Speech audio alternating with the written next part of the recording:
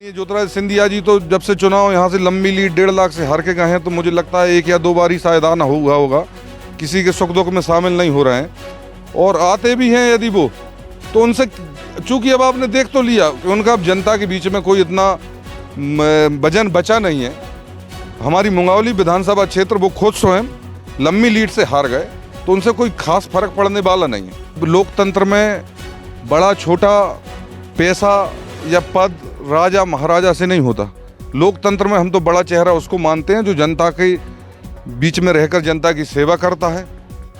क्या कुछ मुद्दों को लेकर आप लोगों के बीच जाएंगे?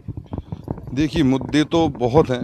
पहली बात तो हम विकास के मुद्दे को लेकर जाएंगे कि पूर्व में हमारी माननीय कमलनाथ जी की 14 महीने की सरकार रही। उस सरकार में हमारी सरकार के द्वारा क्या क्या कार्य किए गए। फिर उसके बाद जैसे ही धोखाधड़ी से भारतीय जनता पार्टी ने सरकार बनाई, उनके बीच में फिर उसके भी उस बीच में क्या कार्य हुए, किस तरह से भ्रष्टाचार हुआ, किस तरह से महंगाई बढ़ी, किस तरह से लोगों को प्रताड़ित किया गया। और बाकी अब हम आने वाली जो हमारी सरकार है या आने वाला हमारा विधायक है, तो हम क्षेत्र के लिए क्या कर सकते हैं। इन विकास के मुद्दों को लेकर हम जनता के बीच में जाएंगे। और चूँकि कृषि प्रधान जिला है हमारा, तो हमारे विकास के मामले में पहली प्राथमिकता पर हमारा किसान है। दूसरी प्राथमिकता पर हमारा युवा है जो बेरोजगार है और रोजगार की तलाश में जिसको बाहर दूसरे प्रदेशों में कार्य करने के लिए जाना पड़ता है। और इसी क्रम में हमारे चाहे स्मार्ट सिटी की बात करें या ग्रामीण क्षेत्रों की बात करें, पेयजल की बात करें, तमाम प्रकार की स्कूलों की बात करें, अस्पतालों की बात करें, जितनी मूलभूत सुविधाएं होती हैं, उनसे जो लोग वंचित हैं उसको पूरा करवाने के लिए हम लोग कार्य करेंगे। इस मुद्दे को लेकर हम जनता के बीच में जाएंगे। ज्योतिरादित्य सिंधिया बड़ा चेहरा है, अगर वो प्रचार के लिए यहाँ आते हैं तो कितना असर होगा? देखिए, बिल्कुल माननीय ज्योतिरादित्य सिंधिया जी बड़ा चेहरा हैं। चूँकि अब लोकतंत्र में बड़ा छोटा पैसा या पद राजा महाराजा से नहीं होता। लोकतंत्र में हम तो बड़ा चेहरा उसको मानते हैं जो जनता के बीच में रहकर जनता की सेवा करता है, जो जनता के सुख दुख का साथी होता है। और माननीय ज्योतिरादित्य सिंधिया जी तो जब से चुनाव यहाँ से लंबी लीड 1.5 लाख से हार के गए हैं, तो मुझे लगता है 1 या 2 बार ही शायद आना हुआ होगा। किसी के सुख दुख में शामिल नहीं हो रहे हैं और आते भी हैं यदि वो, तो उनसे चूँकि अब आपने देख तो लिया कि उनका अब जनता के बीच में कोई इतना वजन बचा नहीं है। हमारी मुंगावली विधानसभा क्षेत्र वो खुद स्वयं लंबी लीड से हार गए, तो उनसे कोई खास फर्क पड़ने वाला नहीं है। मंत्री हमारे क्षेत्र से रहे हुए हैं, मुंगावली विधानसभा से रहे हुए, कितना कुछ फायदा मिला हुआ है जनता को यहाँ पे? देखिए, फायदा तो मिला है, परंतु जनता को नहीं मिला। मंत्री जी के भैया, भतीजे, साले, रिश्तेदारों को बहुत फायदा मिला है।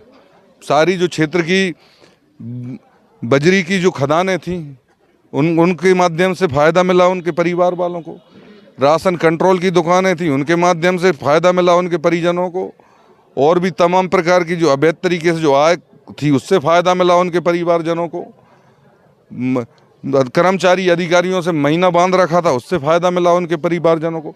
तो फ़ायदा तो मिला है, क्षेत्र की जनता को फ़ायदा नहीं मिल पाया, मंत्री जी के परिवार वालों को फ़ायदा ज़रूर मिल गया है।